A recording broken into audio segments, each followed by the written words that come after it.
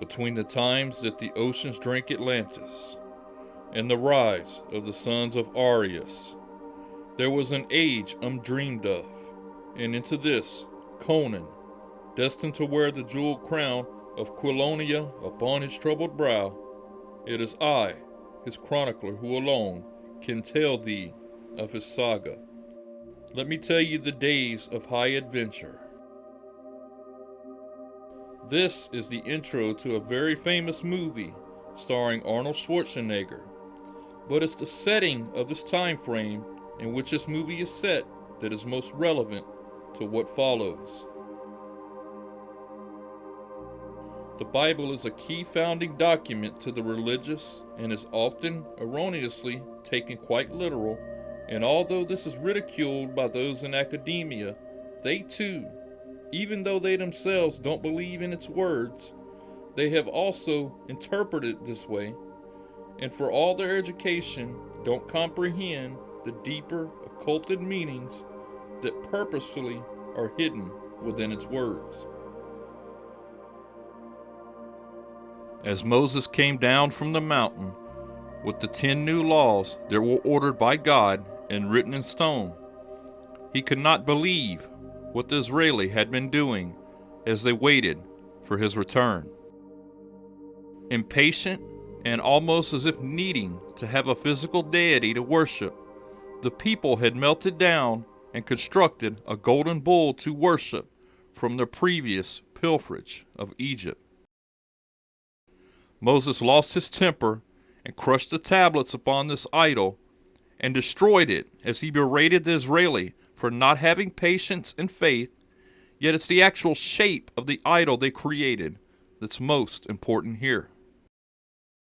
The bull was being worshipped as God by the migrating Israeli as they were trying to remain in or go back to the previous age, as the bull is the symbol for Taurus in the zodiac. Moses was receiving the new laws for the age the earth had just entered, and the symbols for this new age was a ram, as the new age they were entering was called the age of Aries. Nowhere in ancient texts or carvings will one find the phrase Proto-Indo-European, as this is a modern, politically correct, or anti-Western phrase adopted by modern academics and forced upon their students. We do, however, find the word Arian, as many people from the past or before Christ referred to themselves as this, and this term is derived from the word Ares. The mighty empire referenced in the opening of Conan the Barbarian had influence throughout Europe, Asia, and the Middle East. In the fossil record of India, the horse did not exist, but was introduced to the land along with the chariot by these mighty conquering people. They introduced Sanskrit into India and carved magnificent, ornate temples. They also wrote the Vedas, and the leader is described in these texts as having golden hair and piercing blue eyes, and a caste system was introduced in India that still persisted up until recently. Across the Middle East and into North Africa, the same thing happened with the horse and chariot and rule. Many of the records of this time have been destroyed by the Egyptians as they tried to get rid of all the evidence of this foreign rule, but fortunately, the remains or evidence of these rulers still exist today, as they were masters of hiding the tombs of the noble rulers.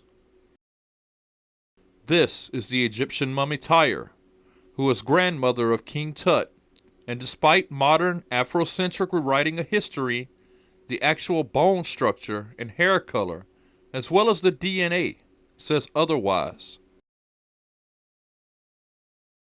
The more famous ruler, as his cartouche or name marks every other monument or statue in Egypt, the Pharaoh Ramses the Great, also had red hair and Caucasian features, as well as his DNA. This is the mummy of a general in the 18th dynasty. These Hyksos rulers, as the term means foreign rule, and it was interpreted as the shepherd kings, they introduced the chariot and horses, and this enabled the Egyptians to develop a mighty and quick-moving military.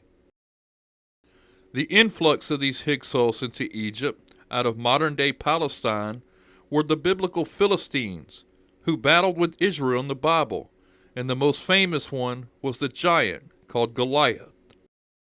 The earliest mention of these people was at a temple of Ramses III, and they were referred to as the Palisades.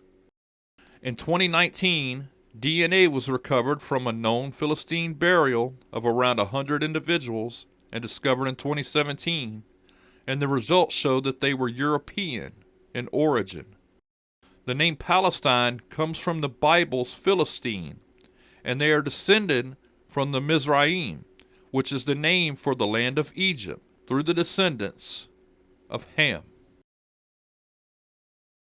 From Josephus, Ham, one of the 3 sons of Noah, populated the lands of Africa. However, this does not mean the continent of Africa, but the lands of North Africa that border the Mediterranean and are separated from sub-Saharan Africa by a desert that's so large the United States can fit inside of it. Palisade, which is the term the Egyptians called the Philistines, were part of the confederation of 9 tribes that Ramses referred to as the Sea Peoples. The gene for having blue eyes was introduced into the area of the Philistines or Palestine 6,500 years ago via a wave of migration of fair-skinned people. This was discovered from the DNA from 600 different skeletons found in a cave in Israel. They came from the Caucasus Mountains of Anatolia, which is the mountain range where we get the term Caucasian from, as Noah and his ark was said to have landed on Mount Ararat. Ararat is where we get the term Arian, or the modern-day term for Indo-European, and is not only a race of people, but a language with what's called Proto-Aryan, which although now extinct, but much of it can be recovered as looking at the differences in letters of the different languages being the parent language. Written in stone by Darius the Great in modern-day Iran, he referred to himself and his race of people as Arian, with the swastika being their prominent symbol. Blue-eyed statues and the swastika are symbols of this parent peoples or language, with their rule and nobility going back to 5000 BC. Symbols lasting down to the day of these peoples and rulers can be seen with the Pope's headdress and red slippers being worn also by the ancient rulers. This is a 4,000-year-old blonde-haired mummy found in China, which, like Egypt, also has pyramids, with artifacts recovered in burial that has the swastika on it, and here is a 6'6" mummy from 4,000 years ago, also discovered in China. Here is an excerpt of a video on the Tocharian people of the Tarim Basin in modern-day China, who built elaborate cave systems and Buddhist temples many thousands of years ago. The silt from fires over the thousands of years of these caves being occupied had actually preserved these paintings. And we'd like you to join us as we climb through the winding passages of the cliff, passing on the way Buddhist paintings which cover many of the walls and ceilings. And this is done with our portable battery lights. As we climb up and up, we're going to be up 175 feet through these caves as we head for the top of the Buddha. We see the red beard and red hair parted in the middle. It's a distinctive style of the Tocharians. He's wearing a coat with wide lapels on both sides and then folded over. It's a shame that these figures have all been defaced by people of other faiths at some time in the past. But it's still, it's very easy to see what they looked like, and we can tell who they were. The Tocharian figures are strikingly similar to the mummies that lived in these parts 1,000 years earlier. The wide lapel folded back. He's got the red beard, red hair parted in the middle. This Donner has blonde hair and a long nose and an Indian caste mark, which we call a tika. Blonde and red hair and blue or gray eyes was once a common trait and can still be observed all over Eurasia and also in the Middle East. These bloodlines, in fact, still exist today, and there are over 10 of them that advise the Jesuits who work for the Iranian or Arian bloodlines, but that's also a topic for a different day. Although defaced over the years, depictions of ancient conquerors are found all over the lands of East Europe and Asia. Similar to what we saw earlier with the depictions in the Taurus caves, the earliest descriptions and depictions of an ancient mighty ruler have been hidden behind an academic veil. But when peeling it away, we start to see a very surprising detail. Having green eyes and red hair, his DNA lives on in millions today, and that great conqueror with these noble Iranian or Aryan traits is none other than Genghis Khan. One of the Abrahamic religions called Islam, with Judaism and Christianity being the other. They are known to dye their hair red with red henna in older age. This practice still exists today with those of the religion of Islam, as they still dye their hair red with red henna in older age, even the Muslims of sub-Saharan African descent. This is a practice because Muhammad was said to have had red hair and used red henna in his older age, and in several of the hadiths of Islam, he is described as having pale skin. In fact, some of his hair still exists today, and DNA from his hair was eventually sequenced and cataloged. The results from the DNA extracted from his hair was a very surprising result for those in Western media. Although recently passed away, she was a very famous ruler and was the 43rd great-granddaughter of the Prophet Muhammad. The famous descendant of the Prophet, shockingly, was Queen Elizabeth herself. Discovered buried alongside the burial of a man that, like Conan the Barbarian, but come along much later, were a mighty and fierce people. There was a ring with a certain depiction on it, being known for their barbarism and conquering any people they met, as well as just like the Palestinians, who are a tribe of the sea peoples, being a seafaring group themselves, the Vikings were known for their stature and their strength. Their alphabet and ships were identical to another sea peoples, the Phoenicians, and also brought along symbols used by the mighty people of Ares themselves. One discovery on a ring found in a burial made the mainstream news, but wasn't that unique to those who knew the true history and not the woke modern versions being pushed. On this ring, found in a burial of a mighty Viking, was discovered a phrase. The phrase said, "Of Allah," or "For Allah."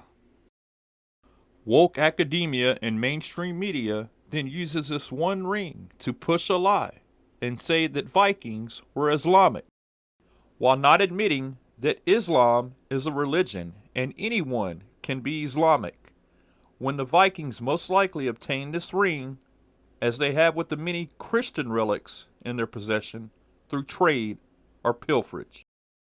The grave this ring was found in was a burial of a woman with Nordic features. Now, while history is being rewritten right in front of our eyes due to the Hollywood, and more pertinent, the actual academics themselves, they know better and still have to bring data to support their findings when publishing in peer-reviewed journals. However, to keep with the politically correct narrative that they themselves help push all while knowing better, with the help of media and search engines, they make sure these published works of theirs get no traction online when they have to be truthful and present hard data. The oldest pre-dynastic mummy ever found in Egypt is nicknamed Ginger because of his reddish blonde hair. Now, I know the narrative gets pushed that due to the process of embalming, it can turn the hair red. This can't be used to explain away this mummy, as Ginger was embalmed naturally due to the conditions he was mummified in, and embalming fluid was never used with him. Even though red henna was applied to his hair in his old age, the third pharaoh of the 19th kingdom, and considered one of the most powerful pharaohs, Ramses the Great's mummy's hair sample showed that even at the age of 90 when he died, the trace in the roots of his hair still showed that he was naturally a redhead. There is extensive tests being done on these red-haired mummies, with some over 3,000 years old. Here is one of those publications that, probably intentionally, it gets no traction online. From the journal Nature in the year 2000, quote, "These mummies' closest kin were ancient farmers from a region that includes present-day Israel and Jordan. Modern Egyptians, by contrast, having heritage and more of their DNA from Central Africans. Both types of genomic material showed that ancient Egyptians shared little DNA with modern sub-Saharan Africans. Instead, their closest relatives were people living during the Neolithic and Bronze Ages in an area known as the Levant. The mummies were more closely related to ancient Europeans and Anatolians than to modern-day Egyptians. The researchers say there was probably a pulse of sub-Saharan DNA into Egypt roughly 700 years ago. The mixing of ancient Egyptians and Africans from further south means that modern Egyptians can trace 8% more of their ancestry to sub-Saharan Africans than can the mummies." Close quote. Anytime data comes out from published studies as these, the narrative gets pushed that Caucasians only began occupying and ruling Egypt with Alexander the Great's rule of it. The Egyptians made depictions of what people looked like, including people from sub-Saharan Africa, and many of their statues and depictions of different rulers and important figures, they gave them blue eyes. Yet here, and the further back we look into the historic and genetic record, all throughout North Africa and quietly, the genetic data results show differently. Here is a Nature Communications article that also got no traction and also from 2017. Quote, "Until now, the study of Egypt's population has been largely based on literary and archaeological sources and inferences drawn from genetic diversity in present-day Egyptians. By directly studying ancient DNA from ancient Egyptians, we can test previous hypotheses drawn from analyzing modern Egyptian DNA, such as recent admixture from populations with sub-Saharan and non-African ancestries attributed to trans-Saharan slave trade and Islamic expansion, respectively. We found the ancient Egyptian samples falling distinct from modern Egyptians and closer towards Near Eastern and European samples. In contrast, modern Egyptians are shifted towards sub-Saharan African populations. We find that anything Egyptians are more closely related to Neolithic and Bronze Age samples in the Levant, as well as Neolithic, Anatolian, and European populations. When comparing the pattern with modern Egyptians, we find that the ancient Egyptians are more closely related to all modern and ancient European populations that we tested, likely due to the additional African component in the modern population." Close quote. Genetically, Alexander the Great and the Hyksos rule in Egypt wasn't really foreign rule after all. He, like Genghis Khan, Ramses, and even the fictional character Conan the Barbarian, are all nobility of Arian and are descendants of the sons of Arius. My name is MJ. Thank you for listening.